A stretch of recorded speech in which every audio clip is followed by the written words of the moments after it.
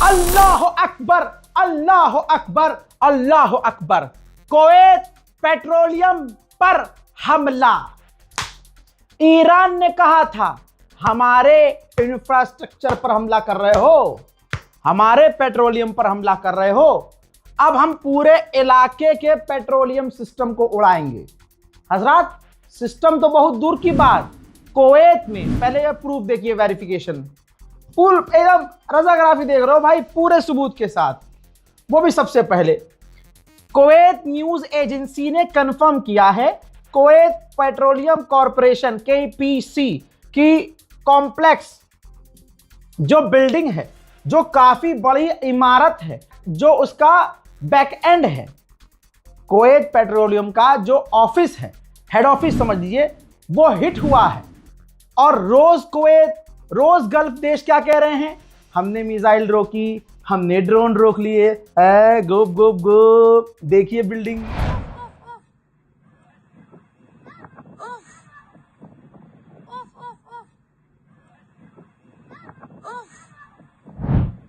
अब आप कहेंगे मजा नहीं आया, और होने चाहिए थे, और मुझे पता है आपके अंदर एसी वाली फीलिंग आ रही है, तो मैं हूं ना, अभी हूं, करो सब्सक्राइब जल्दी से। हाँ, कुवैत के दूसरे पेट्रोलियम इंडस्ट्री और फैसिलिटीज पर ईरान का ड्रोन हमला हुआ है।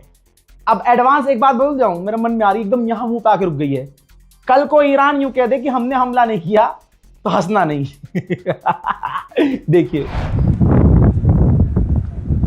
ضربت لا اله الا الله ضربت ضربت ضربت لا।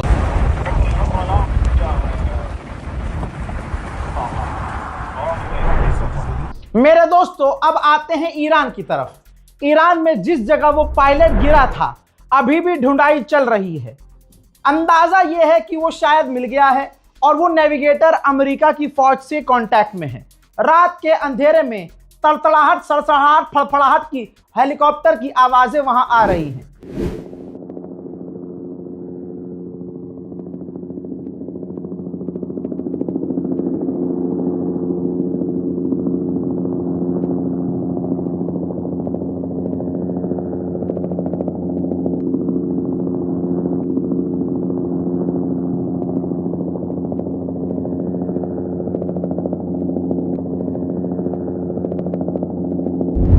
अमेरिका की खतरनाक पॉलिसी जान लो। अमेरिका नहीं चाहता कि वो अमेरिकी नेविगेटर ईरान के हत्थे लग जाए, तो उस इलाके में अमेरिका खतरनाक बमबारी कर रहा है, अंधाधुंध बमबारी कर रहा है कि साला जहां हो मर जाए, ईरान के हत्थे न चढ़े। इस पर ईरान ने आधिकारिक बयान दिया है। ईरान ने कहा है कि जानबूझकर अमेरिका वहां पर बमबारी कर रहा है ताकि वो अपने सैनिक को खुद ही मार दे, ताकि हमारे हत्थे ही ना लगे।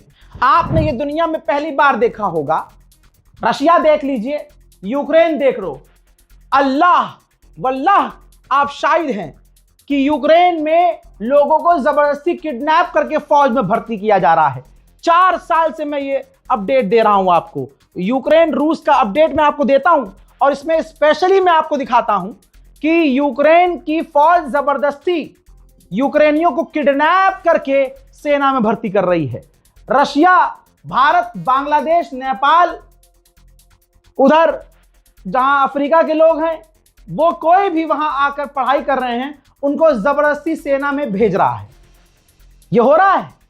अल्लाह की कसम, ये ईरान पहला ऐसा मुल्क है, और ये ईरानी ऐसे लोग हैं जो सरकार कह रही है हमें जरूरत नहीं है, अच्छे खासी फौजी हैं, लोग कह रहे हैं नहीं, हमारे मुल्क पे बात आई ऐसे कैसे। जिस जगह अमेरिका का वो नेविगेटर गिरा है, ईरान की आवाम अपनी पर्सनल गाड़ियां लेकर उस इलाके में जा रही हैं। अमेरिका वहां बमबारी कर रहा है, मिसाइलें गिरा रहा है, तड़ातड़ बमबारी कर रहा है।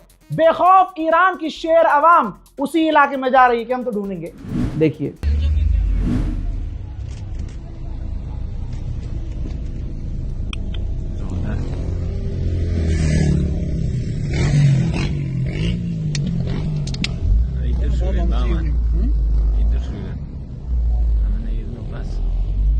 उधर पूरी रात निकल चुकी है। जरा एक फोटो देखिए, अमेरिका पूरे इलाके में ईरान में खतरनाक बमबारी कर रहा है।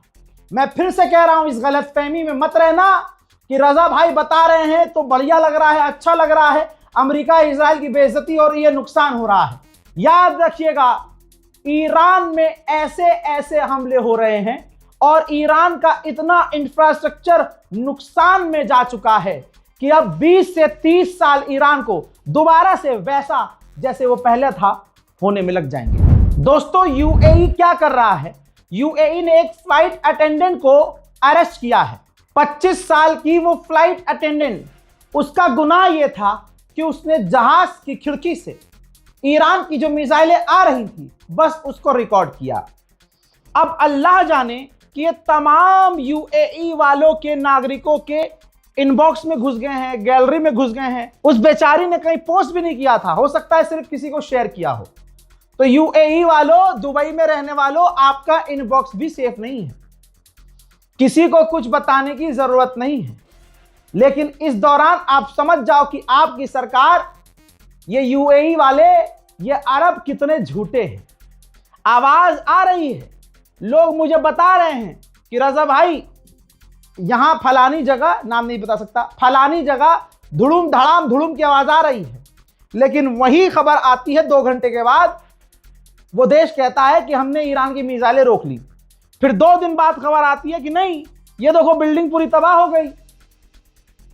ये अरब देश है, जिल्लत की जिंदगी जी रहे हैं साले। उधर इजिप्ट पे तो हमला भी नहीं कर रहा ईरान, लेकिन हालत ईरान की जरबत से ऐसी हुई है कि इजिप्ट ने बिजली के दाम बढ़ा दिए। मिडिल ईस्ट में अमेरिका के हथियार इतने खत्म हो चुके हैं कि यूरोप से अमेरिका भीख मांगकर हथियारों को मिडिल ईस्ट में तैनात करवा रहा है।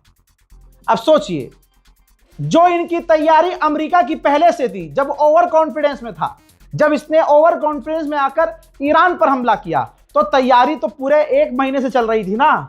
तो जब टॉप हथियार ईरान ने नहीं छोड़े, तो अब जो भीख मांग कर हथियार लेके आ रहा है ईरान के खिलाफ मिडिल ईस्ट में तैनात करने के लिए, आपको क्या लगता है ईरान उसे छोड़ देगा?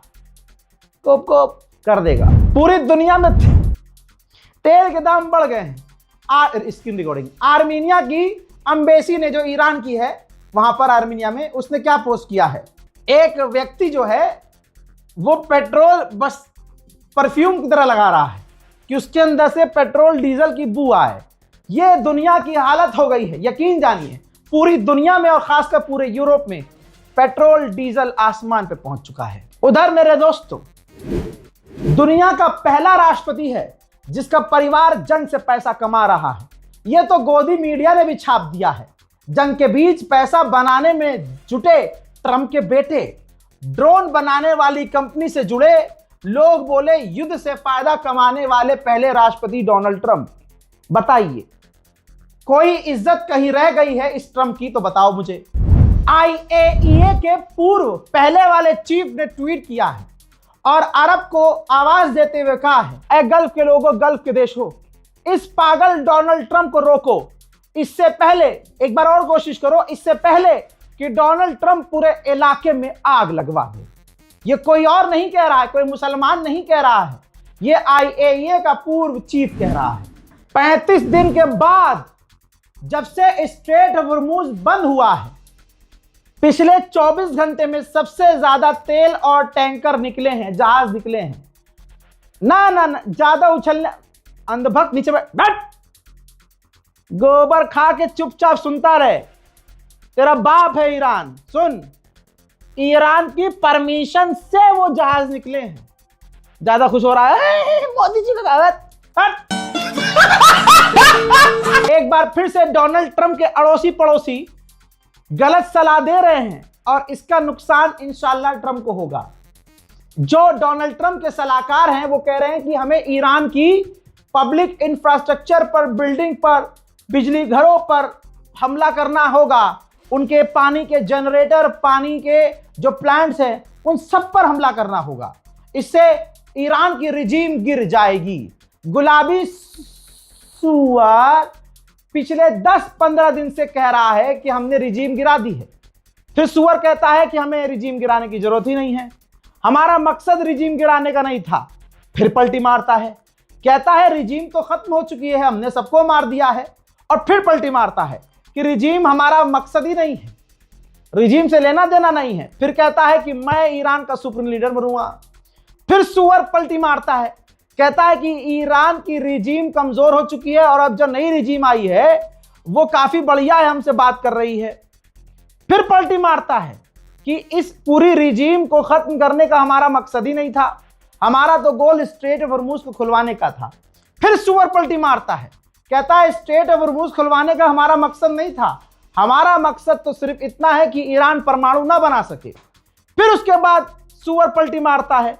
अब आप कहेंगे भाई कितनी पलटी? हाँ, जितना आप सोच नहीं सकते, गुलाबी सुअर उतना पलटी मारता है। उधर इजराइल के आसमानों में रात के अंधेरे में ईरान की मिसाइलें सितारा बनकर चमकती रही हैं रात भर।